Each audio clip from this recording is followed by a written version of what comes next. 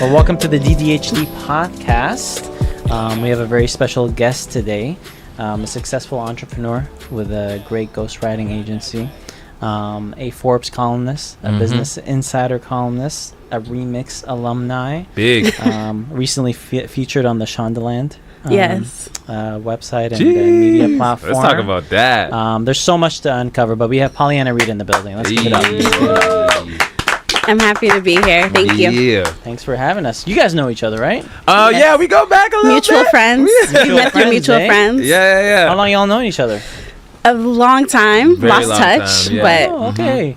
Are you gonna social media, reconnects people. Oh, okay. And Alicia has the Yeah. power to do that too. Shout out to Alicia. Thank you. Yeah. So, does she know you when you were just starting out in music, or? No, I was still doing my thing, you Yeah. know, but she didn't care about my music career at okay. all. She wasn't really. I really didn't, actually. I was just Jason to her. It was fine. It was Oh, fine. you were Jason. Oh yeah. Oh, wow. First name basis. Oh, yeah. Okay. I don't care about that stuff. Care about that? Okay. That's what turned me on. Well, I might have some questions about that later, but we can keep There's them stories moving. to tell, that's for sure. But you're from Toronto, born and raised. Yes, Brampton. Brampton. Okay. You can say GTA. that. I'm sorry. GTA, yeah. Okay. Won't hold it against you. Well, I mean, it makes a big difference growing up in Brampton versus anywhere else, This right? is true. How so? Tell me. I mean, I'm not from here. Brampton is like a little bubble, right? Okay. You live in, white neighborhoods, manicured lawns. Oh. Yeah. Different than what it is today. It's expanded quite a bit today, Okay, but okay. yeah. I like to be very specific where I'm from. Okay, dope. And I know there's a lot of questions in terms of how you became a successful entrepreneur, making the leap. We kind of want to uncover your story a little bit to really understand it. But have you been always a journalist? Has that been your thing for a long time? No, actually, I did not know what specific lane I wanted to go into. Okay. I knew I wanted to be a writer, but back in the day, so I graduated high school 2005. Okay. So there wasn't a blueprint. And so when you went to your guidance counselor, your teachers, they were like, what? When you say you want to be a writer, they don't understand what that means, right? Because writers weren't as prominent, content creators weren't as prominent as they were today, because I was pre-Facebook, right? And so I also failed grade 10, 11, and 12 English. I was at summer school, I was at night school, I had a learning difference, and oftentimes what happens in high school is that everyone gets painted with one big broad brush, right? And so I got lost in the system. I really feel like the public system failed me on multiple levels. And so I fell in love with writing because I was bullied. I was bullied, tortured, tormented. High school were the worst years of my life. And so when I was by myself in either the library or the cafeteria, or the washroom, I would doodle in my notebook, and I would I would write about what my dreams looked like outside of this hellhole. Was a therapy for you? Yeah. Okay, nice. And that's when I knew, because in those moments, in those quiet moments, that's when life was peaceful and perfect. And I'm like, I want this feeling forever. And that's when I fell in love with writing. Okay, so high school was that moment when you were escaping. You're like, this is what I want to do. Exactly. Okay, Yeah. wow. How did that transcend? Did you start did you study journalism afterwards? No, actually, so my senior years, I fell into a very dark depression. Okay. So because I didn't do well academically in school, I was told I should play it safe by my teachers and my guidance counselors and my parents. I've always been very imaginative. I've always colored outside the lines. I've always been rebellious. But when I raised my hand, I said, yo, this is what I want to do with my life. Everyone was like, no, that's cute, but that's not what you're going to do. Especially when you grow up in a Caribbean household. They don't give a fuck. They don't, fuck your dreams. You know what I mean? And so... fuck your dreams. They love to tell you that, right? Yo, you need to do this or do that, and that's never going to work. Exactly. And so the main question my parents had was, how are you going to make a living from writing, especially when you failed English? How's this going to pay your bills? Exactly. So I fell into a deep depression. I listened to mommy and daddy, and I took a college program that they wanted for me. What was it? Office administration at Sheridan College. Okay. Geez. And well, they just wanted me to get a safe cubicle job and be cool with that. So I had two unfortunate incidents in college. So I wasn't going to class, I wasn't socializing, I was spiraling, and I had 2 suicide attempts in college in my second year. Oh, wow. So I actually didn't end up graduating. I dropped out my second year once I recovered. And so that was really troubling for me. I feel like when you talk about dreams, you also have to talk about mental health. For sure. Right? Because your mental health is always at stake. Like, I still fight voices inside my head that most people will never understand. Right? And so when I navigate this battlefield that I call life, it's like it takes a lot for me to show up. Right? Like, when I walk through the door, when you see me present, when you see me on stage, when I'm doing my thing, like, just know that, like, every single day is a choice to be here, because I still struggle a lot with my mental health.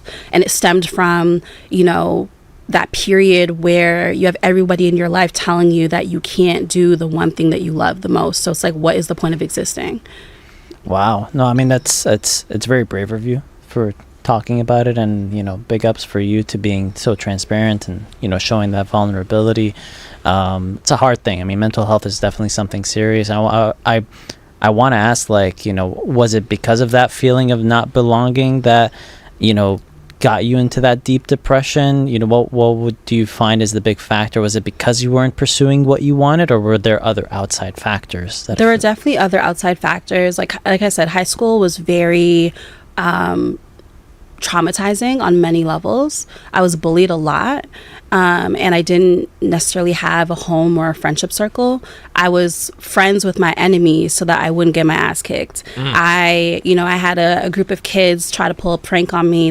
One guy pissed in a Mountain Dew bottle and tried to see if I would drink it. What? Like, I had death threats in my locker. Like, you know, I watched one of my girlfriends get sliced from here to here. Jesus. You know what I mean? So, like, there's so many things. Like, I had a very abusive relationship. There's so many things that happened in high school that it's like, I was just hoping to, like, just make it out. But then when I made it out, it was like, okay, I had to go through even more limitations and barriers and expectations. So when I dropped out of college, it was like the best day of my life. Like, it was the the most freeing experience, because I was like, I'm committed to figuring this shit out no matter what, because God gave me a second chance, you know? What was that? It's beautiful. What was that turning point? Like, how did you... You just get so fed up at some point, and listening to everybody else put me in a hole, right? And the only way I know how to climb out of any hole that I'm in is gradually.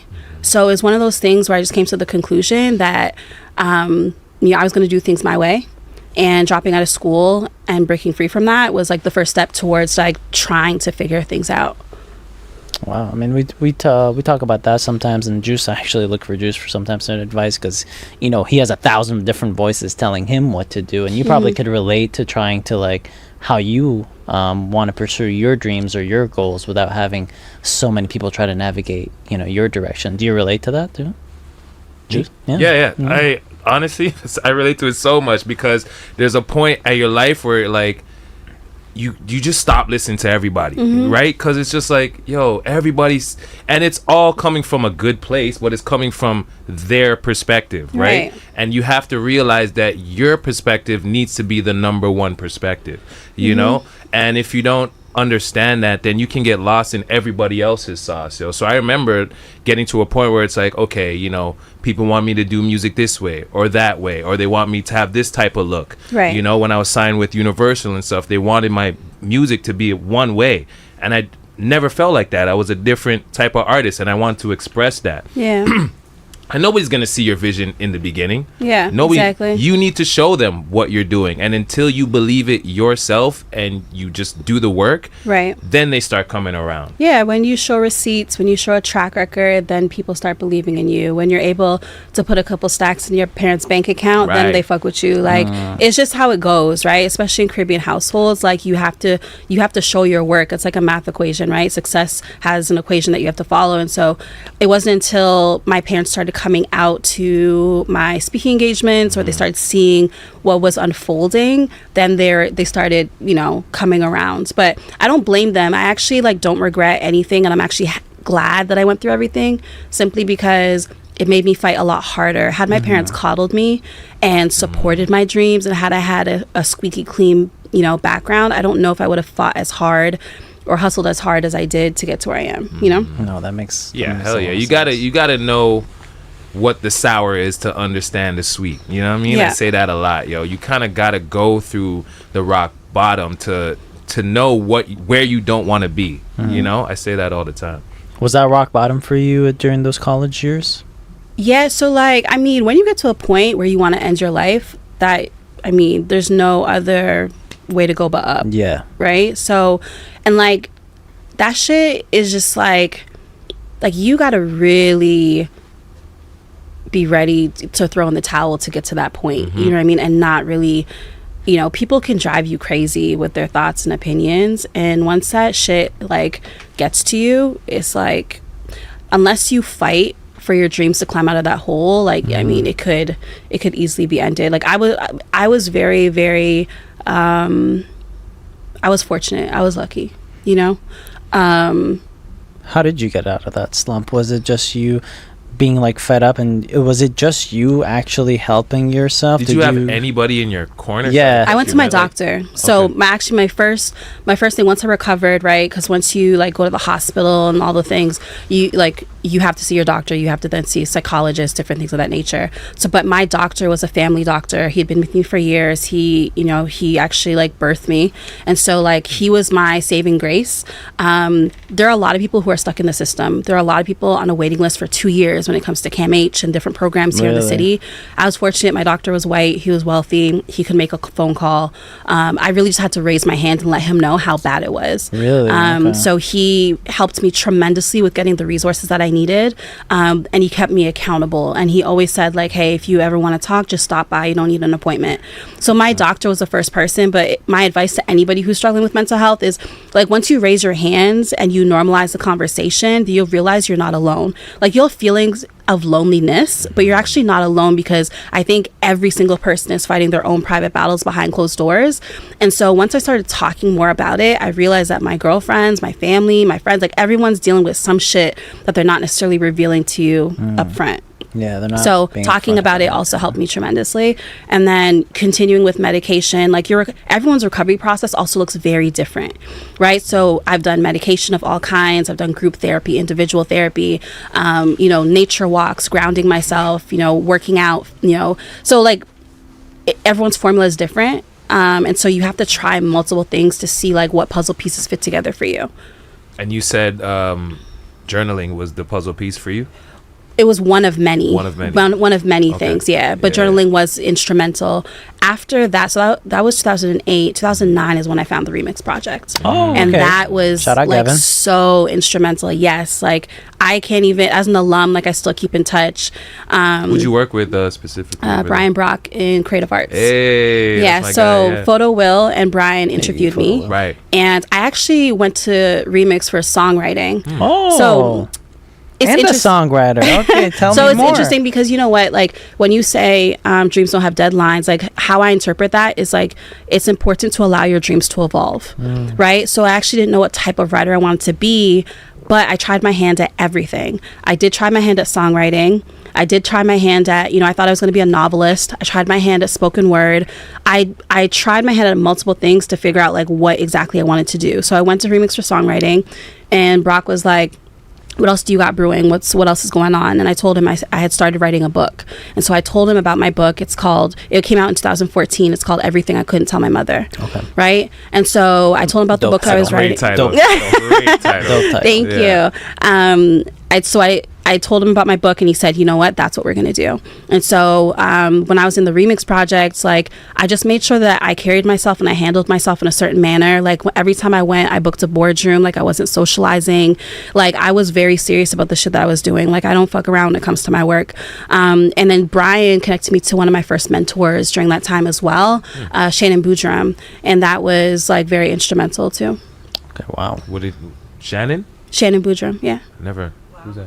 She's, she's now in the States. She's in LA, but she is, she's a staple in the city. She's a sexologist, but back then she was, speaker, author, things of that nature. Okay. And she was very instrumental in helping me with my writing career as well. Okay, wow. Very dope. And so that developed, you said 2014 is when you came out with the book? Yeah. And you got into Remix 2009. And how long did it take you to write that book? About 4-ish years. Oh, so shortly after Yeah, Remix. so like my thing is this, like I think that people don't let shit marinate. You know what I mean? Like I don't believe in there are a lot of ideas that I've had in business that I've sat on and waited because I think timing's important. Okay. you know, I could have put it out earlier, but why? Like, I feel like when you create legacy pieces, you gotta like really, you know, dedicate time to perfecting your craft. And so there's some projects I put out right away and some projects that I hold and just continue working on it. And the reason why I called it Everything I Couldn't Tell My Mother is because I had a lot of anger and resentment growing up towards my parents, where I felt like, you know, even though we are physically in the same space, I feel like emotionally we were broken. And there was a lot of complexities there, I think, between, especially if you're the first child and your parents, or between mothers and daughters. And I knew that I wasn't going to receive God's blessing if I had not let go of a lot of shit that I was keeping in. So my book was really, it unfolded a lot of my secrets, a lot of my skeletons that I just wanted to let go, so that we can finally have some tough conversations and move forward. Because I knew what was waiting for me. I knew what my final destination was. I knew where I wanted to take my life. But you can't get there if you're still holding on to shit that weighs you down. What was that conversation like with your mom? Multiple. It was a series of multiple conversations. But also, did she know you were writing the book? She had heard rumors, but I don't think it came alive until she showed up at my book launch. So I had over 300 people at my book launch. Oh, wow. And pop. and well, that's the thing, like, so while I have my moments. While I was writing the book over 4 years, there wasn't a single person on the planet that didn't know it was coming. I think a lot of people, they put their head down and do the work, but I believe that you should play in traffic and build in public. I'm sorry, repeat that last. Play in traffic. Play in traffic and build in public.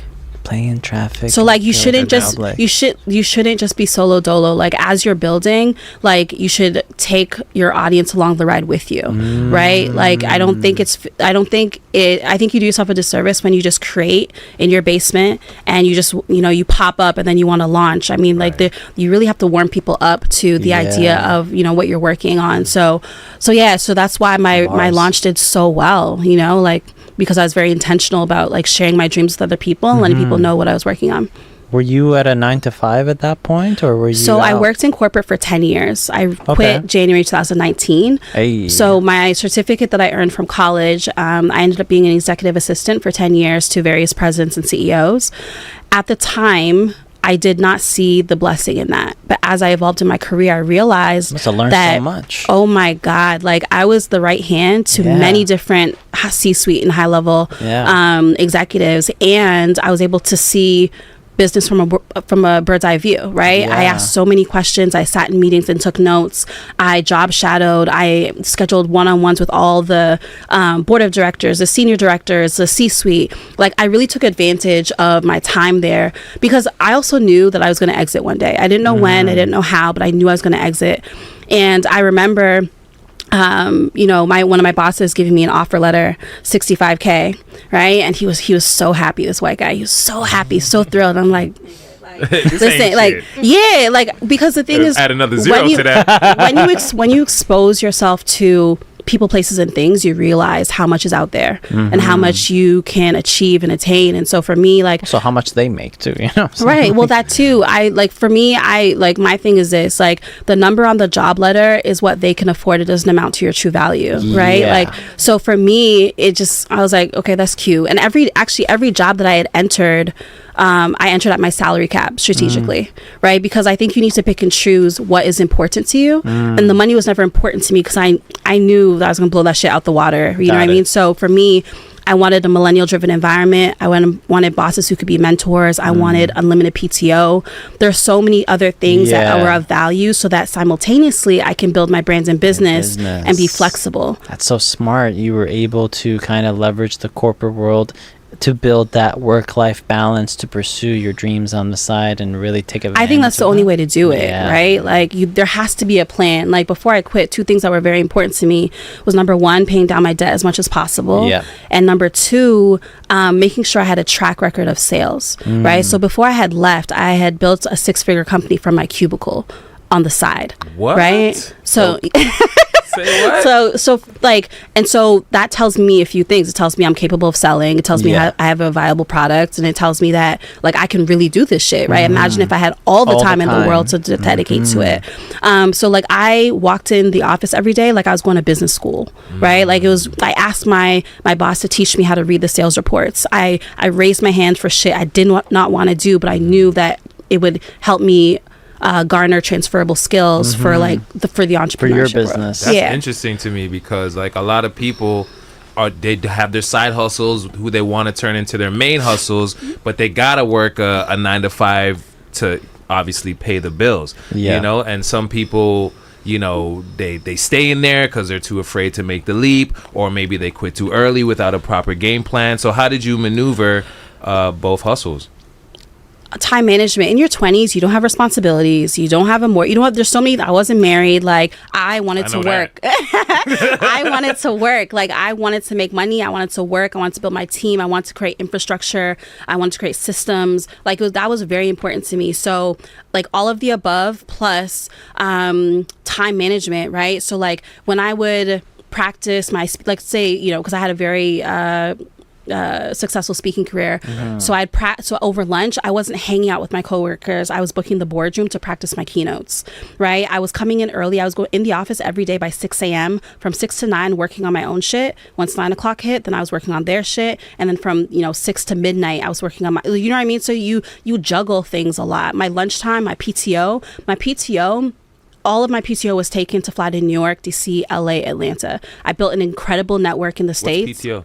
Personal time off. Oh, sorry. Personal time off. So like we had unlimited PTO. So as long as you got approval, I never asked for approval. I booked my trip and then I told my boss. Like there's certain things, because my dad always used to tell me, you can always get another job, baby. Like you don't have to just hang on to this one job. Some people don't make moves out of desperation. I wasn't desperate. If I had to work at McDonald's, if I had to humble myself, I watched my father make multiple 6 figures all the way down to $12. You know what I mean? To make shit happen for his family. So like pride is not an issue for me. Yeah, pride is what did they say? Pride is the burden of a foolish person. A lot of times, you know. Yeah. And it's very interesting that you were strategic to get that unlimited PTO, because I don't think people really realize how valuable unlimited PTO is. Absolutely. At any job. Yeah, you might have capped out at 65, and you might get a 100K job there, but you only got 10 PTO days. It's like, what's more valuable to you? If you're leading a corporate life, and your just goal is to climb that corporate ladder and work for the man, okay, fine. That 100K job is fine. Yeah. But if you're trying to be a successful entrepreneur and you know what the end goal is, you value other things. Yeah. I think it's just important to read the chessboard, know the pieces, know everyone's capabilities and functions. Like people are playing Connect 4. You know what I mean? Like they're not like, it's like, because I'm Yo, Pauleanna got bars. I don't know, there's so many bars getting slipped here and there. I mentor a lot of young adults, and like I think they don't believe that professional achievement and personal fulfillment can coexist, and it can. It's not mutually exclusive. And so like simultaneously, like as I was using my PTO, I was flying to the States, and this is when I didn't really have a lot of money. All of my paycheck was going towards my business or the team that I was building. But I would sleep, sometimes I couldn't afford a hotel. I would go back to LaGuardia and sleep on the floor, where I'd bum it on my friends' couches, like, because I also knew that like one of my favorite quotes is, you will not go further than you think. And if I didn't get out of Toronto, then like I would be capped. So you hit your ceiling very quickly here. So I had to build my network, pockets of networks in all the major cities in the States, if I was going to go anywhere with this business. Wow. And was the ghostwriting, was the 6-figure business that you built out of your cubicle, was that the ghostwriting business? Yes. And how did you realize that's an opportunity to go for, like to build a business? Like where did you go back a little bit and Sure. say like, explain the ghostwriting business in itself? So before I was a ghostwriter, I was a journalist. Okay. Right? So in 2009, when I was in Remix, I met Shannon, but then I also met another mentor. Her name is Shanae. So Shanae encouraged me. She said, listen, if you want to write, show people you can write. Start a blog. So I started a blog, and I was committed to it for a year. And the thing is, people want you know, I think people's expectations oftentimes exceed their effort. Like, I really wanted to get good at what I was doing. I think a lot of companies or a lot of brands are built quickly, are built fast, but they're not built very well. And so I knew that if I wanted staying power, I had to perfect my craft. So I committed to the blog. At the end of a year, she then called me and she's like, I have an opportunity that may change everything for you. And so she then connected me to an interview at one of the biggest publishing houses here in Canada. And for the next 4 years, I was published in every major newspaper across Canada. Hundreds of thousands of views on my work. Wow. And because of one phone call. And so the thing is, like, even when you don't get the applause, even when no one likes your shit, because my blog was new, I didn't have a lot of eyeballs, it's important that you commit to it simply because you don't know who's watching and what power they hold, right? It's true. And so with one phone call, everything changed. So I was writing my book, I was in Remix, I was being published in every major newspaper. And then, like, you realize how powerful you are, because everything I put on my vision board, my goals, like, I was knocking them out. And I was like, okay, like, what's an even bigger dream? I now want to work for Forbes, right? I want to freelance for Forbes, right? And that, I mean, I could have done other magazines and publications, but why not fuck with the best, right? So the number one business publication, I was like, let me figure out how to do this. I've had several mentors have a hand on my life over the years. So one of my mentors that I actually met through, like, she was on Shark Tank, and I emailed her, and over time we built a relationship. She was the one that opened that door for me. My work slipping in Shark Tank. Yep. My work, flex. my work at Forbes is really important to me, because oftentimes we don't see Black people or people of color in mainstream media. Absolutely. And so, like, being able to open that door for the last 6 years, I've been there, almost 7 years, freelance as a freelance reporter, a senior freelance reporter, which is really important to note, because that means I'm in the top 50 writers in a network of 3,000. Let's go. Hey. Let's go. What's it like working there?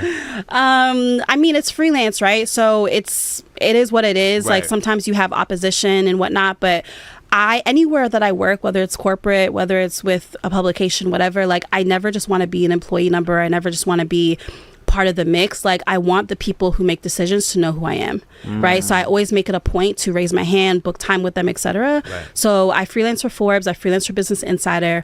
At some point I will phase out of journalism. I think when I hit my 10-year mark, I'll probably phase out. But simultaneously, I was, it kind of anchored me, because here's the thing. Working at Forbes has opened up so many doors for me, because there's people just trust you because of the title. That Forbes, and exactly. Like, oh, she's good. So as I was building my business, that also, because when I started, I didn't have any contacts, right? I was building everything from scratch, and so that also helped tremendously. And one of the things I wanted to highlight was what I learned from one of my mentors, Amanda Seals. She often talks about your self-worth versus your market value. Just walked over the whole Amanda Seals thing. Okay, man, if you want to do that, go ahead. But I heard it. No. Like, I mean, okay. I take a lot of her advice to heart, and she talks about your self-worth versus your market value.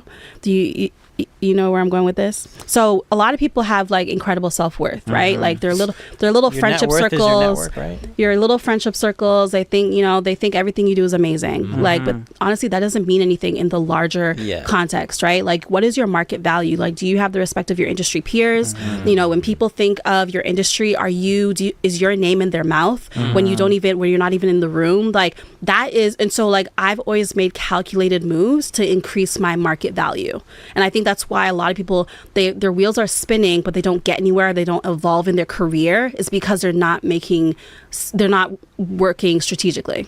Do you have a? Sorry, go ahead. No, go ahead. I just want to know a little bit more about first off, the calculated moves. Like, could you break down one? Because there's a lot of people who might be in the same position and don't know how to make and how to maneuver in these certain situations to get them out of where they are right now. So.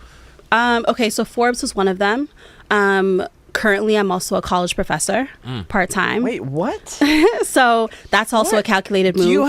We have 24 hours in a day, right? I feel lazy. Yo! Oh, man, I have nothing to complain about anymore. Okay. So you're a part-time college professor. So where? So that's also at George Brown. George Brown. Yeah. So I teach professional communications, and so when you're a professor, like, that is that's proof that you can teach a subject matter at a finer technical level, right? So that increases my market value tremendously, obviously, because as I'm advising CEOs and celebrities and, you know, my clients and whatnot, like they want to trust that I know what the hell I'm talking about. Yeah, absolutely. So like, I trust you already.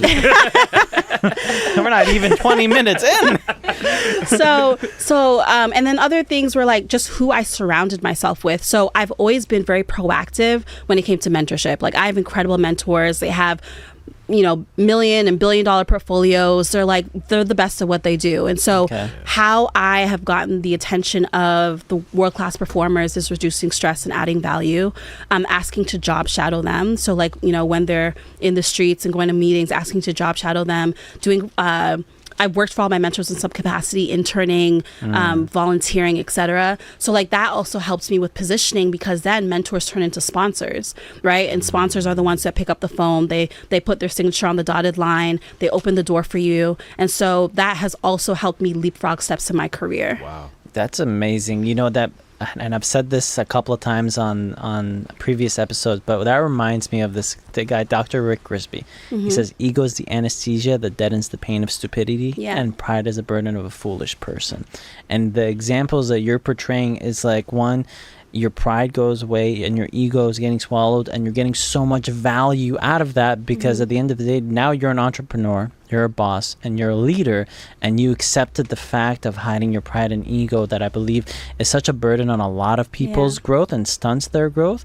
But look at what happened in return. You shadowed those people that you wanted to, you know, get the value from each of them. Everybody has different skill set that made you into such a great leader today. So it's like, did you know like that was things that you needed to do at such a young age? You build like honestly, I feel like if you're Black, like you know how to survive. You have intuition. Like you just know how to read the room, right? Just naturally, because we're just always looking over our shoulder, trying to figure shit out. Like you know what I'm talking about, man?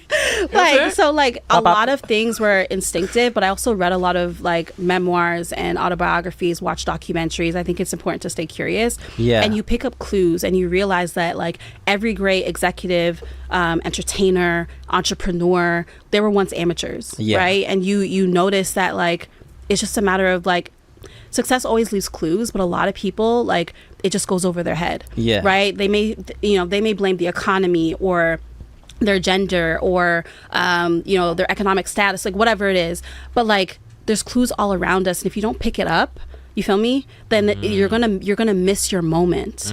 And so I can give a really great example of this. So I attended a Remix Project event. Okay. Lala Anthony was speaking with Lola Plaku. Okay. Shout out to Lola. I mean, Lola's amazing. And so one of the audience members raises their hand and says, "How can we work for you?" Right? And everyone laughs or whatever. And Lala's like, "You know what? Actually, I need help with social media." So the moment passes. I raise my hand. I ask a question. I think, again, playing in traffic, that's an example. So like if I'm in a room full of people, Lola, my homegirl's on stage, Lala's on stage, like there's people who are in the room who are also influential. I'm going to raise my hand and ask a question so I can take up space, right? So I ask whatever question, put my hand down, go home. I go home within a 24-hour span, right? I picked up on the clue. I created a deck for Lala, and I DM'd her and I said, "Listen, like I heard what you said in the room." And mind you, I don't care to be her social media manager or content creator. Like it's really to plant a seed and open up a conversation. And I know that's the thing. Like people talk a lot of shit, but they don't move on it. So like I know nobody in that room actually would take it. Actually do the work. Exactly. And so I DM'd her. She's like, "Oh my God, hell yeah." So I sent her the deck. I ended up getting a meeting with her team. Right. So like there's so like even if you don't have the connections, 'cause a lot of people will say, well, if you talk about mentorship, you're coming from a place of privilege because some people don't have access to mentors and whatnot. But literally, if you just know how to play the game and read the room and reduce stress and add value to people, like people are more than happy to talk to you. They're more than happy to at least take a meeting. And I've had several moments in my career when I got into the door with an influential individual, whoever that may be, across the board, across industries, because I was able to like pick up on something and execute really well. A lot of people don't have that. We have a question from the audience members. Alicia. So not even a question, but just to kind of jump in really quickly. I'm so glad that Pauleanna brought up that event because I was there and I actually remember asking the question. I don't remember the question exactly that she asked, but I followed her after that. Right. Like, it was just the way that she spoke. I was captivated. Oh, wow. Like, there's some people that have a certain energy, Yeah. and you're Thank drawn to it. And I'm you. like, oh, I need to know more. Like, what's this girl like? You know what I mean? Like, she was very intentional. Like she Yeah. said, like I didn't know. I'm just finding out about the deck and everything that happened after, but I'm not surprised. And even just from that event, I'll wrap up really quickly. No, like, take your time, Alicia. with my other client that I work with, she found her stylist at that same event because the stylist had asked a question too, and like her energy was like it had a gravitational pull. Yeah. Connected with her, networked like that. So you never know who's in that room. You never know who's watching, who's paying attention. Like she said, playing in traffic, people are seeing you and Visible. paying attention, and your energy is everything. So I just want to shout her out for that because I was there at that event. That's I remember, crazy. Shout out and I followed her Pauleanna. off of the strength of that. And it's so Thank you. key. It's like it's exactly what you were saying on. You kept on saying, you know, how to reduce stress and add value. But that add value is so key. Yeah. When you think about it, it's like, how can I add value to this person's life that I want to learn from, and not have the expectation of here's $1,000 invoice for this value right away. It's like, for what? You know, Yeah. because I find a lot of people do that. They're like, I'll add value only if they pay me in return. I still do But shit for it's- free. But yeah, you have to be calculated. That's the thing. And so if you're not like emerged in your industry, like I'm a businesswoman, right? Like I know how to negotiate. I know how to sell. Like I pick up on things because I'm very obsessed with my industry. I watch a lot of things. I listen to podcasts, like, and I find that most people, they just don't build that intuition, that whisper. They don't listen to it because they haven't had the courage to have hard conversations with themselves. They haven't spent time alone. They haven't studied the industry. So it's like, that's why you're spinning your wheels and nothing's really happening. Yeah. That's great advice, Pauleanna. I have like 1,000 questions to unravel right now. I'm like, can you be our business strategist, like, for real? His wheels are turning. So right then the now. ghostwriting. So we were going into ghostwriting. Okay, How that so got I birthed. established myself as a journalist, built my reputation. Awesome. But I think it's also really important to really know where your industry is going, right? And not just, I mean, we've seen that with Uber, with Airbnb, with different brands. Like, you have to constantly evolve. And so it was more intuitive than anything. So again, in the world of music, I mean, there's so many different titles you can hold. In the world of writing, it's the same thing. And so I had stumbled across an article, again, following curiosity. I stumbled across an article in 2014 about a woman who was a ghostwriter. Okay. And that was my first introduction to the world of ghostwriting. I was like, what the fuck? Like, what is this? I was like, I didn't even know this existed, right? And so I knew of ghostwriters in music, but not in the world of business. Right. So I followed her career and I kind of put a pin in it, and I told myself I'd spin the block, I'd circle back. And so in 2015, I sat on stage in Philly, sat next to someone who is now my mentor, Rakia Reynolds. And I then interned for her. No, I wouldn't say intern, but I worked for her. And that's where I got my agency experience. I really feel like if you're going to start a business, it's really important that you work under the wings of someone first. So you work in corporate, right, to see how a billion-dollar corporate is run. But then if you want to go a step further, like work alongside someone, job shadow someone, volunteer for them. So I worked under her wing for about almost 2 years, a year and a half or so, knowing that I most definitely want to start an agency of my own. This is on top of the 9 to 5? Yes. Okay. Yeah. Okay. Yep. keep continuing. Yeah, Okay. so- A lot of y'all looking out there like, okay, I need to do more. Yo, But How, also, how many as- hours was that out of your week? I mean, I was sleeping on average maybe 3 to 4 hours. A day? Yeah, but you have to understand, I'm also. But Yes, remember, a day. when you're in your 20s, not like now, we're Right. old as fuck, right? Yeah, like yeah. when you're in your 20s, you can bounce could do back that. and it's Yeah, okay. yeah. You have to also understand, I was a former athlete for several years, almost Oh, a decade. okay. I was a competitive swimmer. Oh, And so, you were? like, I would train from the time I was like maybe like 7 years. I was training at 5 a.m. before school, going to school, and then training for 3 hours after school. Before? Are you It's in your Wonder blood. Woman, Pollyanna? Like, No. you just had this drive since you were young. No, but I think that athletes, like, so like you keep mentioning drive and ambition, but I think athletes, they just view the world differently. They operate differently. They so play, true. you know what I mean? Like, That's so because true. you're former athlete, right? Yeah, right. So it's just different energy, different vibration, different frequency. Okay. So I worked for Rakia for a while, and then I kind of ventured off into my own thing, and that was like really scary. So 2017-ish is when I started my agency, and in the beginning, when you don't have any celebrity contacts, I knew specifically a few things. I knew I kind of had a hunch where the world was going. I knew that more executives, more celebrities were building their personal brands. That was an observation I made. Okay. Right? Also around this time, cancel culture was also really prominent. And I had noticed that a lot of people, especially in entertainment, were really crippling their careers as a result of a tweet, something they said, obnoxious comments. Yeah. And so I was like, okay, so I asked myself, who's advising these people? Yeah. Right? And then I told myself, I want a seat at the table. That was my mission, right? The other thing was, as you pursue the world of entrepreneurship, right? Like, I also wanted to add value to the top 1% in the world. Okay. Right? I want the check to fucking clear when it comes my way. Like, I don't want no issues, right? Like, and so you ain't working for no waste mans out here.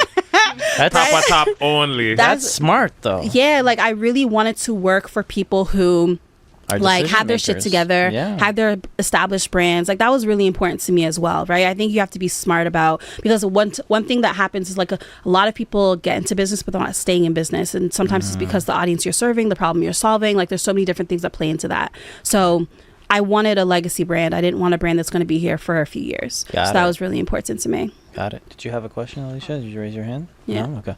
I'm just wondering. For the for the ghostwriting, when you were shadowing. Yeah. I'm sorry. What's her name again? Rakia Reynolds. Rakia? Yeah. When you were shadowing Rakia, what kind of clientele did you work with? Were you ghostwriting yourself for those clientele? So two things. As an executive assistant, I was ghostwriting without even really knowing it, because I was writing bios and my boss's emails. I was writing speeches and whatnot. So I was technically already ghostwriting, but it didn't really click until later. So I was getting my practice that way. And then under Rakia, one of my first speeches was for a international supermodel, let's just say, on one of the biggest supermodels in the world, for one of the biggest stages in the world. And I wrote a speech for her and I nailed it. They had no edits.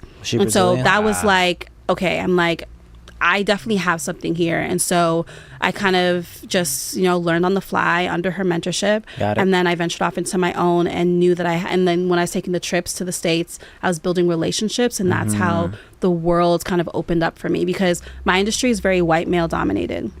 There's not a lot of black. Oh, really? Yes, there's not a lot of black people in my industry, and there's not a lot of black women in my industry. So I stand out a lot. If you Google black ghostwriter, my face pops up. Really? Yes, my SEO is phenomenal. Hey, that's like the Pitbull. It's like before you even you search Pitbull, you see the actual artist. Now it's like Pauleanna. She's like, I'm there. Just word ghostwriting, top of top. And then you realize that, like, as the world has evolved, right, and when 2020 approached, right, everyone was afraid. I won't say everyone, but there was a lot of people who are afraid to say something, to speak up on certain issues. You realize that people placed a lot more emphasis and value towards communication teams, right? And so the world was very chaotic, but also very sensitive. And so you have business leaders and world leaders who are making appearances on CNN. They're giving keynotes. They have to address their global employees, right? So that's when my business really took off in 2020s, because every single leader in this world required some kind of assistance in the world of communications. Yeah, and it's an old profession, right? Like, ghostwriting's been around for thousands of years, if you really think about it. Even like in the Roman ages, when they were making their speeches, they needed someone to write their speech, probably to go on there. But it's well known in music and not so much in business, right? So like people understand that in the world of music, but for me, I wanted to carve a lane for myself in the world of business. But so we specialize in writing books, keynote speeches, and op-eds for leaders and doers who are shaping the future. And so our main thing is turning personal stories into brand assets. How does that process go into ghostwriting for like books and speeches? Like, do you have to get into the mind of the client, really? Because I'm sure they want that piece of work that you're working on to be truly reflective of them. So do you really have to dive into their lives to have a good perspective on how to write? She's like, I'm not giving you my secrets. No, Okay? I mean, so you either there's multiple ways to do this, right? Yeah. So you can job shadow them, spend time with them. You have a series of conversations and interviews. The hardest thing is learning their voice, I would say. Okay. Right, because you have to adapt and speak like them or write like they would speak. And then sometimes you also have to advise, right? So the client is trusting you to read the room, to help them navigate cultural, societal, and generational sensitivities. They're trusting you to be their confidant, their human diary. You're not just a writer. You're not just putting words on a paper. You're an advisor. You're so many more things to them than people would ever understand. So like, I know where all the bodies are buried. You feel me? Like, because in our conversations, they become almost like therapy sessions, right? And so like they may hire you for one thing, but they're spilling their guts on a few other things. And so I'm very like, I take that to heart, you know what I mean? And so like, I obviously like confidentiality is really important as well. But clients also trust me because of my background. So not only wasn't I in EA, which works tremendously in business because I'm very, very well organized, but also too, I have a personal brand of my own. And so what's happening, we're seeing a lot of founders and a lot of executives, because I've been hired by almost, every label, right, to write for different people. They're not coming to the forefront. A lot of the OGs in the game, they're not realizing that they're not going to be relevant if they don't establish a personal brand. So that's where a lot of our superpowers come in, because they don't know what to say or do. And then what you're noticing during the pandemic, a lot of layoffs happened. So you had people who were at dinosaur companies for 20, 30 years. And when they got laid off, for whatever reason, they didn't have legs to stand on. They didn't establish a personal brand. They didn't establish a voice in the market. They hadn't been contributing to meaningful conversations that matter, and they didn't know what to do. So it's been one hell of a ride. And so I built an agency model, again, because if I'm going to do this, I want to be here for a while, and like, you can't take on all the work yourself. So I have 9 writers, like amazing. Yeah, like that's a lot, eh? Yeah, it is. None for her. I don't know. What are you talking about? I mean, it's a lot of people to manage, but I have 9 writers, and like, it's very important for me that I hire writers that have very diverse backgrounds, because I'll have, a white CEO, white male CEO hire me because he wants to send out correspondence to his global employees on Ramadan or on, the indigenous peoples or different things of that nature. And so he's trusting me because he don't know what the fuck to say. He's trusting me and my team to advise him and kind of help him navigate certain conversations so that he doesn't look like an ass, right? And in this world, I feel like that is more necessary than it's ever been. Yes, because you do not want to get canceled. You don't want to get Me Too'd or whatever the hell, right? So a lot of CEOs are you're probably flourishing right now. But also like celebrities and athletes, we're seeing them do a lot more philanthropic work. Right. We're seeing them, they want to raise their hand, they want to speak up, and so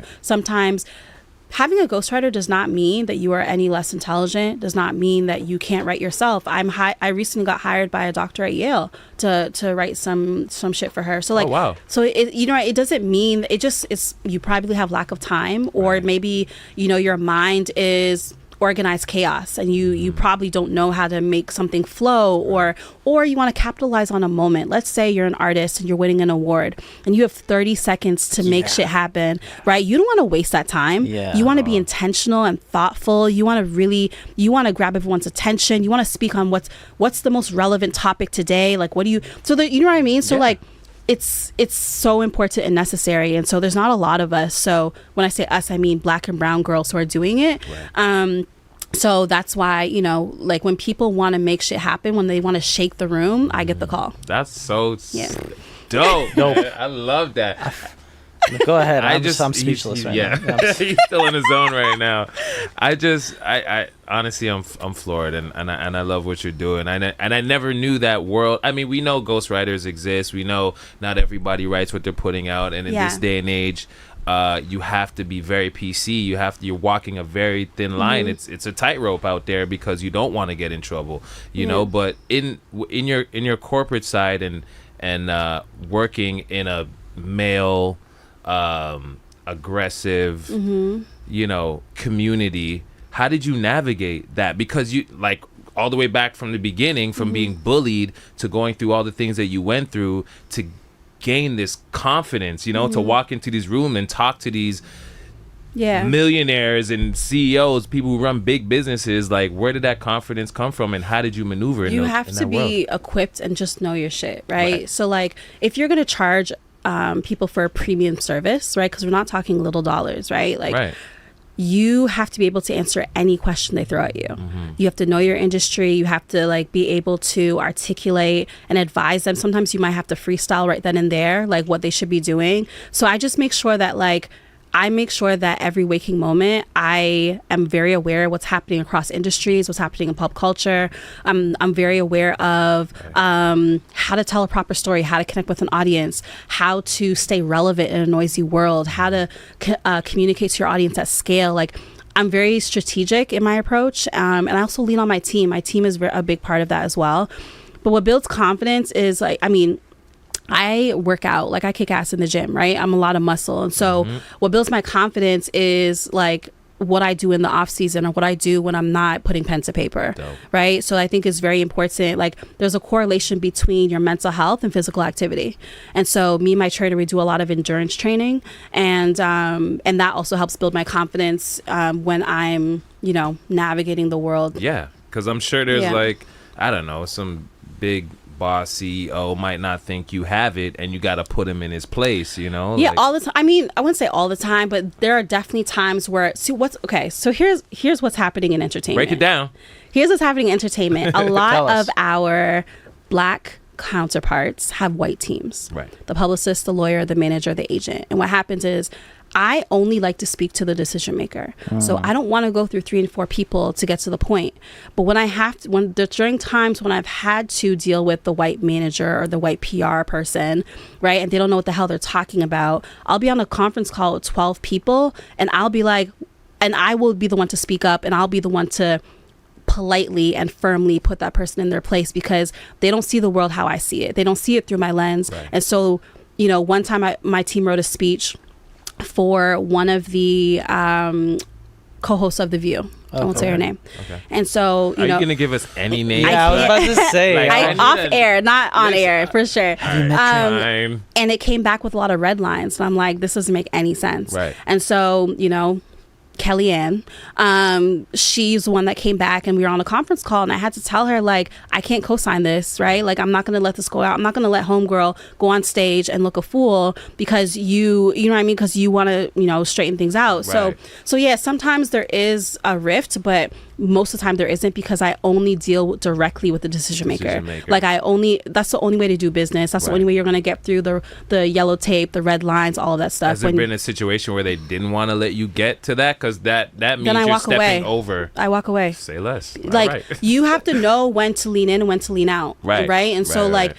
there's not a lot of other Black-owned agencies, if any. So, I mean, I'm okay. Like, I'm not begging for Right. business, you know? Has it We're not been like begging a big hill to climb, being a Black-owned agency in a relatively white-ruled marketplace? Honestly, like, yes, I'm a Black-owned agency, but I'm also an agency. Like, we're really good at what we do, regardless of whether we're blue or black or yellow, you know? So for me, it's just a matter of, it's more so, I don't necessarily deal so much with like racism or anything of that nature, but it's more so ageism. Sometimes when people... Ageism? Yeah, sometimes Okay. when people... I have a young team, right? Yeah. And I'm relatively young. So sometimes people, like, on the call, they may reference, like, oh my God, you look so young, blah, blah, blah. And so, like, I mean, I Is just that push... like a jab and they're trying to show Yeah, you? I mean... Or a compliment? I don't fucking know, Right. but I just make sure that, like, I'm able to articulate myself very well, Right. and I'm able to, like, do excellent work. And that's really important to me. Number one, was really important to me. I want Black and brown women and girls to know that this is a viable career option, right? Because I think when people go to school for communications, they choose marketing or PR. You can't go to school for ghostwriting. It's not a thing, right? But you can have a really great living and lifestyle as a ghostwriter. And then the other thing is, I think that we have an epidemic of bad leadership, and I really want to work on the right side of things. When I work with a client, I always question, you know, what do you want to stand on? Your morals, your values, your belief system. What are you fighting for? What conversations do you want to participate in or contribute to? Like, I have checks and balances. I don't just fuck with everybody. I don't just take on anybody.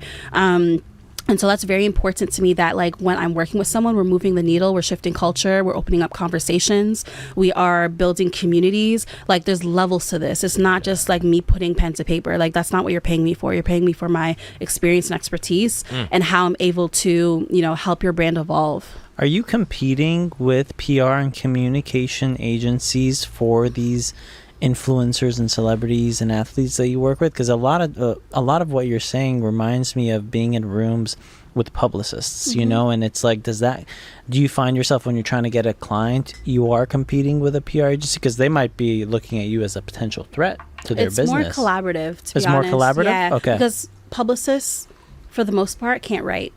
Oh, They need me. They need my team. They really? can't. So do they hire ghostwriting agencies? So they will outsource. So I get a lot of business from publicists, from communications directors, from, you know, people who require my services, you know, who are on the team. So got it. Yeah. So PR agencies will hit you up. They'll hit me up, or sometimes like because of my contact list in my circles, it's one of those. I'm one of those like secret content ninjas. Like if you know, you know. Right. Like I'm not promoting my shit on social media. You're not going to see an ad. Like it's one of those things that like I'm like the whisperer. Right. You know. So So how do my people name gets find you? around like referrals. Like my name gets around. Word of mouth. So if somebody hits you up in the DMs, you're like, nah, nigga. It's not. It's not.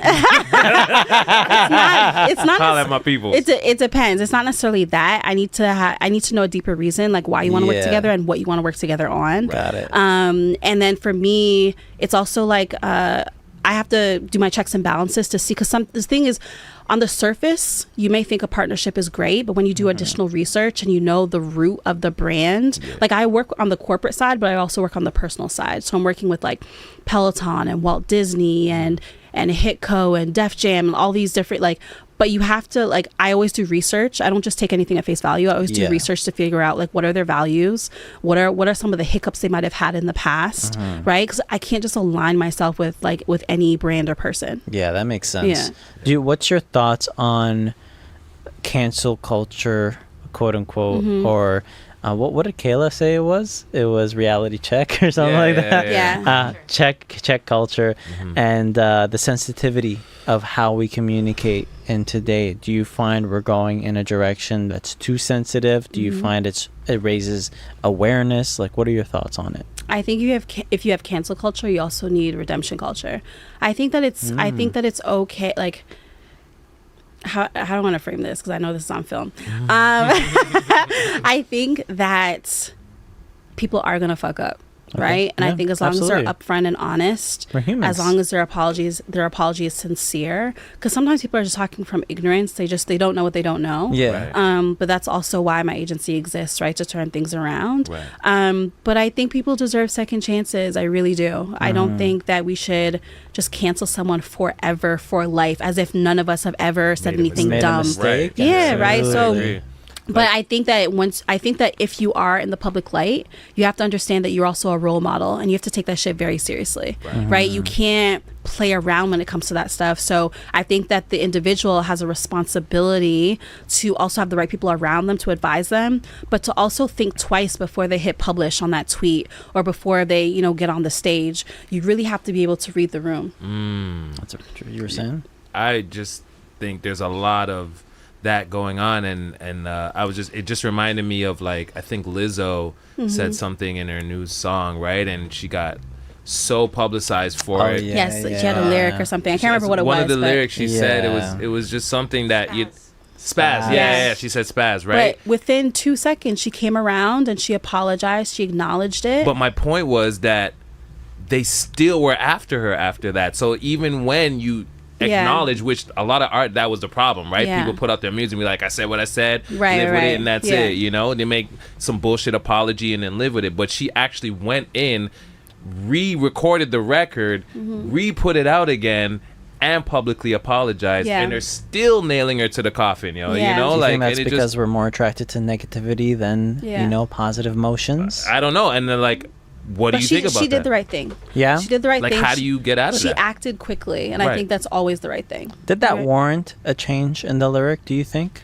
I think that it's important, if you build a community, to listen to them. right? Like people who are investing in your music and your product and your business, like, you know, if you're going to take us along the ride with you and you're going to expose us to the work that you're doing, like, you know, listen to our opinion, and whether you take that into account or not, but like people have voices, right? And I think that there was enough noise for her to recognize that something was wrong. Right. Yeah. And that goes to her character, right? For like actually doing that. And the person she is so open to everybody. Like her whole brand is that, right? Like she's not just in one place. She's embracing of everybody. I just thought it was messed up that they still tried to nail her to the crowd. Honestly, I think everyone is in a position where they can be canceled at some point. Like you're never going to please everybody. That's right. And so you got to pick and choose your battles. True.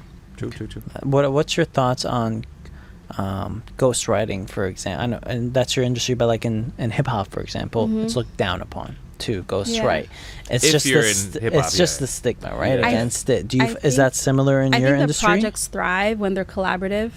I don't think I don't think having a ghostwriter is a bad thing. Like everything's collaborative. You could have 10 people in a room and everyone may have a piece of the song or the project, and that's okay, right? So I'm cool with it, to be honest. I mean, Kanye's a shining example of that, not just for Ghostwriter, just being collaborative in his stuff. 100%. It might say Kanye, but he'll have 20 writers, names, exactly. people in it, and you get this incredible song, right? And that's the end product.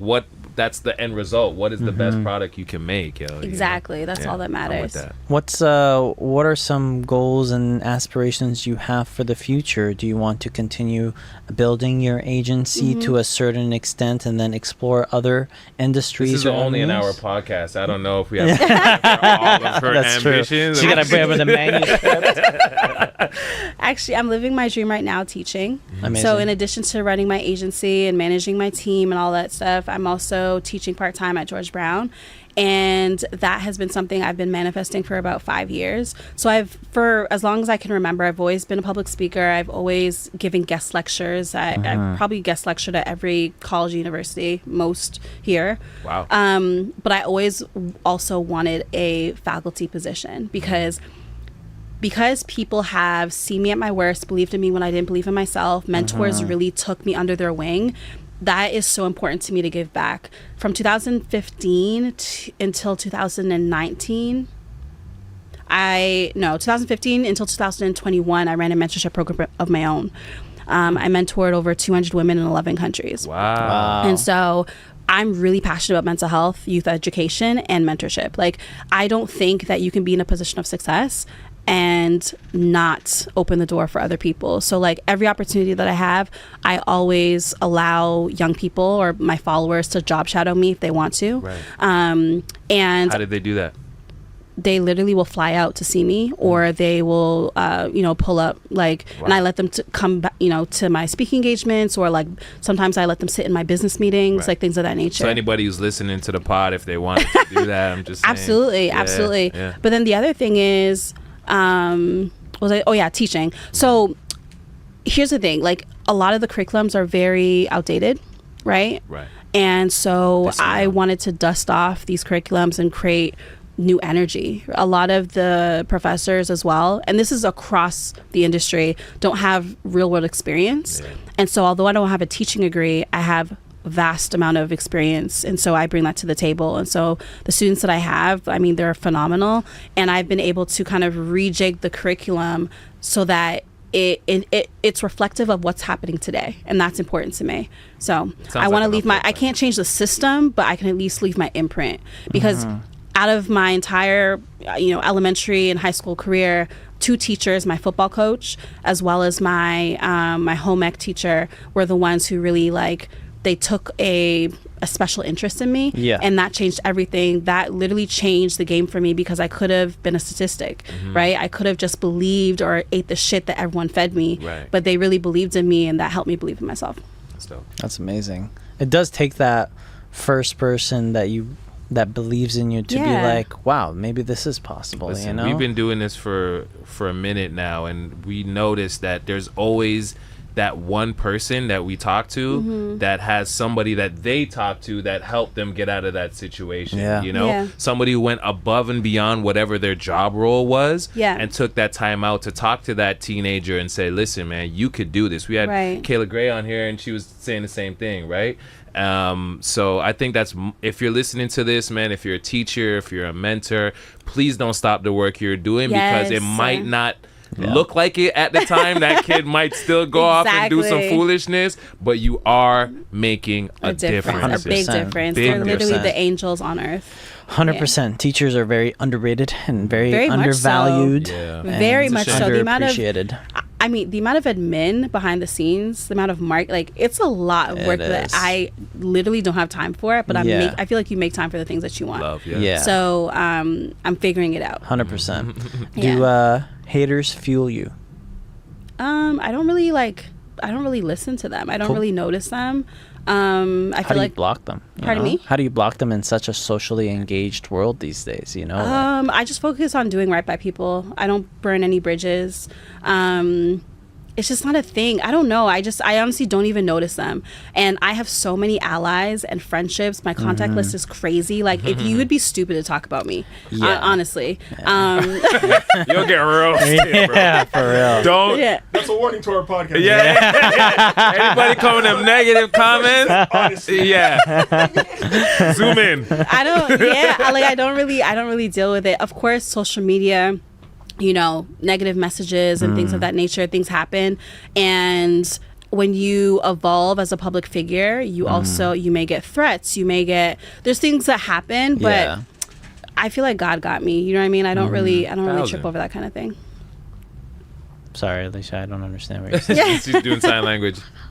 Oh yes. Okay. God. Oh God. So that was on the topic. Like, amazing. Thank you. Alicia gave us a little. Are you serious a right brief, now? Absolutely. Article. So, oh my God. Finding I love hope you're in not- Clubhouse okay. and just hearing about this DC Rich Carlton experience. Yo, this was literally the one thing. I did not want to talk about, but we gotta talk about it, Pauleanna, because that's the tea. I want to hear more about this tea. So what happened in Clubhouse? You fell in love in Clubhouse? And when was it featured? Oh yes. Oh, Okay, that shit was That's on. true. That shit was on. Vogue. Shade, Vogue. that was on Shade Room. Shade Room. Yeah. Lipstick Alley. It was Oh my Yo, God, that tell was us more, crazy. Alicia. So, okay, listen to me. Like, I don't follow traditional dating rules. Okay. I don't subscribe to like dating coach. I kind of just like, I do my thing how I want to do it, however I want to do it. And life happens. That was a very thrilling chapter in my life. Thrilling. I've since Nice word. Hold on, I gotta sit up.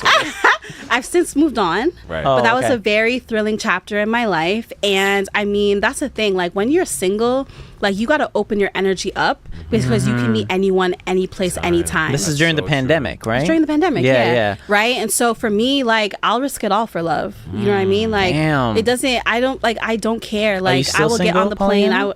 Why are we talking about? I mean, this? just I for like the to be- viewers out here, I you really know, like you to be never know. mysterious. Some Okay. man's got dreams out She's there. a ghostwriter and a ghost dater. Dreams have deadlines, bro. I really like to be mysterious. Okay. but Are you a Scorpio? I'm a Scorpio. That's and wild. Damn. everything is true. Say less. Everything is true. But yeah, that was really interesting because I realized that people were so cooped up, right? Okay. And so no one was dating, no one was out, no one was in the streets. Yep. And so seeing my love story, people were they didn't even look at Clubhouse as a.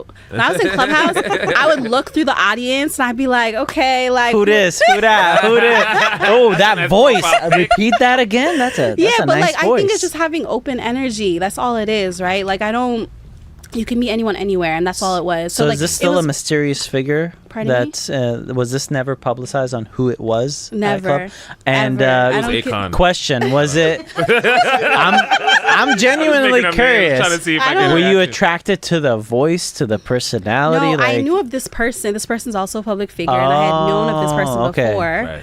Right. They must. And it was a really great opportunity to, to connect. Okay, and then just you found love in a hopeless place. Like, was it like an? Yeah, I mean, like, you can't put a timeline on when you fall for somebody. Yeah. But I think when you talk to someone for 2 weeks, 9 hours a day. Oh wow. Right. This was at Clubhouse, in Clubhouse, 9 hours a day, 2 No, weeks. this is our private conversation. Okay. I think when you talk to someone so frequently, especially during the pandemic, when everyone has the feels and shit, like you're gonna fall quickly. And so we were in a relationship for about a year-ish. Oh, okay. And it was great while it lasted. How long did it last until you meet this? Like, how long did it take until you saw them? December 12th is when we were on a panel in Clubhouse. Okay, the dates too. December You know who we're talking 30th. to. December 30th is when I flew out. Oh, okay. And this was Yeah. to DC? Yeah. And you stayed out in the Ritz-Carlton for a month? Why do you know all my business? Talk to It Marwan. wasn't Alicia, That's the kind of energy that was given. that was so I out there, returned it. eh? That's what's up. Was it a suite? It wasn't sweet. Very nice suite, eh? I know I'm from DC. You're so funny. So I know I feel that like Ritz-Carlton, and I'm just like, damn, Pauleanna, who is it? Yeah. It's always going to be a mystery. Okay. That part of my life, I kind of just, Yeah.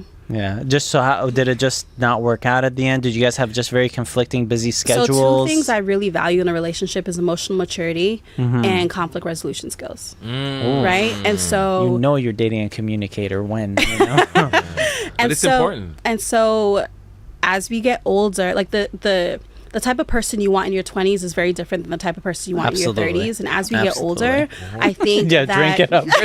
Drink up, juice. as you get older, I think you have to start thinking about, like, is this person in my life for a reason, a season, or like, do I want it to be long term? Mm-hmm. I think a lot of people also ask themselves, if the pandemic didn't happen, would we have been together?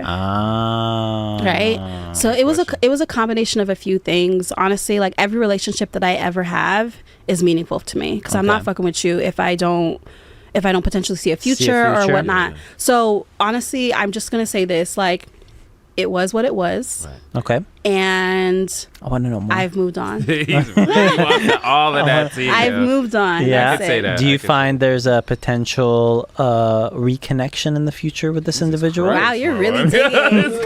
Actually, let this go. Okay, You know sorry, what? sorry. If Alicia says let it go. She is a boss. She could put herself in a Ritz suite. Okay. Yeah. No, I'm not saying that. I'm not saying for the Ritz-Carlton situation. I'm just saying in terms of this relationship, because of the pandemic, He really it likes didn't work Clubhouse. out. Yeah, I mean, I didn't know this about the. I didn't know this side of Clubhouse. Okay, have you all been on dating apps or met Yes. people through social media? Yes, that's Yeah. how I met Like, my it's just girlfriend. another medium to meet people, right? absolutely. So, yeah, like, Okay, true. Hey, and man. sometimes you spin the block, sometimes you don't. It just depends on how you left things. How you Listen, left me? man, you can't just get at Pauleanna like that. You got to come with some serious game.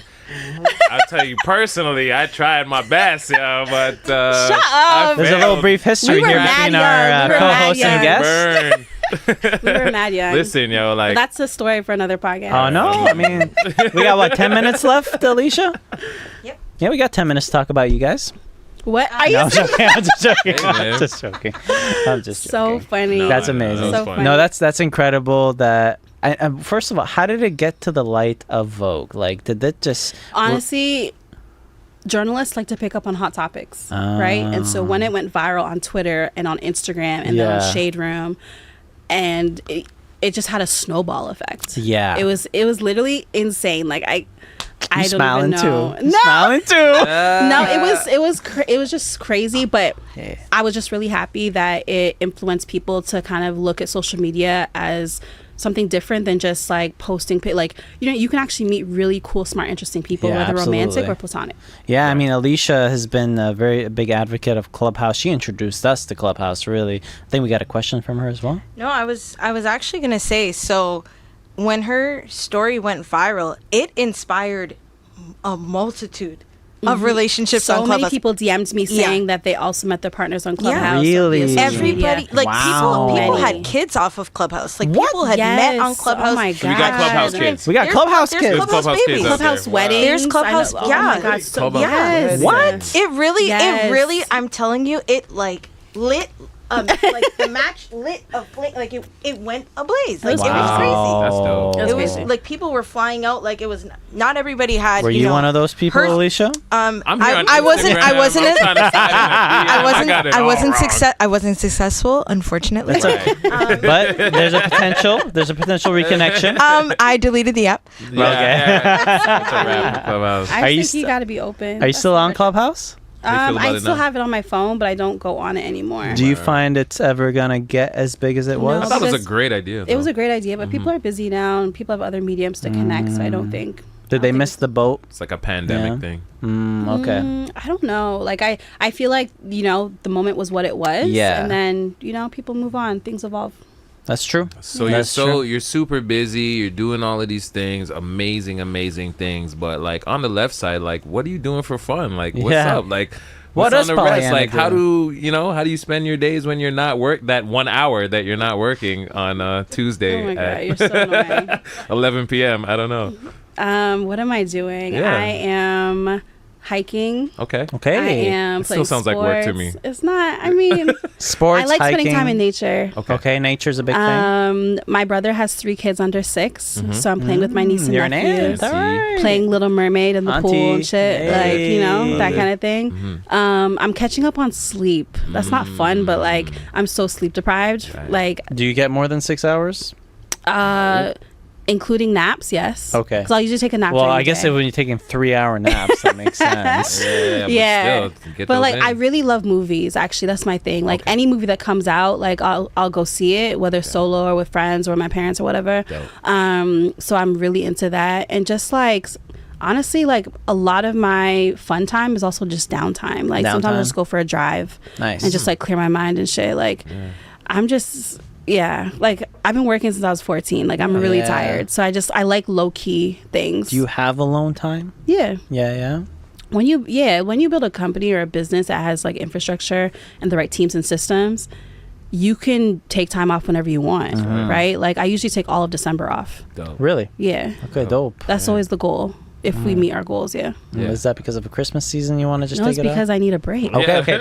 True. Because I need to think, right? I think Yeah. that like it's important, like as the head of any company, like your job is to make sure the company has money and to make sure that it continues to grow. And your team's job is to sustain the business, right? So you need time to think. You need time to just like let your brain wander a little bit. That's Got a it. fact. So- I know like Samuel Jackson is big on that as well. Like, you know, he's one of the hardest working actors in the business, but I think it's either October or November, he does not work. He will Yeah. not accept any job, matter how big it is. If it's Marvel, they got to reschedule it because he's not working within that month, and that is his month, and he doesn't change it. Yeah, and But- give yourself the opportunity to also foster new ideas. Right. Like, because you can't just sit on your one idea. You also have to think about where the company's going, where the industry is headed. Right. And Yeah. so, like, that requires very intentional time. So, Got it. yeah.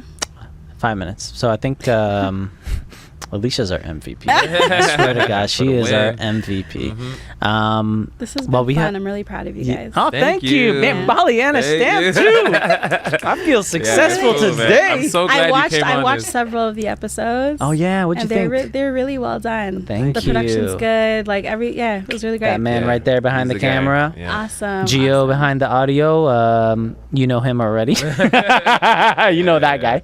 But no, glad you it's, like it. it's a teamwork. It's a team effort. But I think the message is strong. I think that's the biggest Very thing for much us. so. That's how it started, right? Yeah. Like I put out an album called Dreams Don't Have Deadlines, and what resonated, even though the songs were dope, was really the message. The And message, it yeah. doesn't matter like whenever you start, it's not over until you say it is, right? Right. And we wanted to get with like-minded individuals who felt the same way. And you know, when Alicia was like, "Yo, we got Pauleanna," I said, "Who? yeah. Who? I'm a friend that enough." Yeah. You guys are great. No, I I'm so like glad it. you came on it. But Thank you. we always ask this of everybody, because this is the Dreams Don't Have Deadlines podcast, and we want to, you know, empower our community, motivate our community, and inspire people. We just ask whoever our guest is to just say what dreams don't have deadlines means to them, because there's somebody out there who might feel they've worked so hard, they've gotten to a certain point, it's a wrap for them, Yeah. they want to give up, you know, And I'm sure you've been there. I've been there. A lot of us has been there. Yeah. But what would you say to that person to tell them to keep going?